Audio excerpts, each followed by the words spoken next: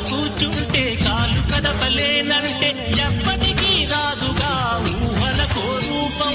బతుకు నీది అనుకుంటే కవిత నీది అనుకుంటే భయపడగా వెలిగించే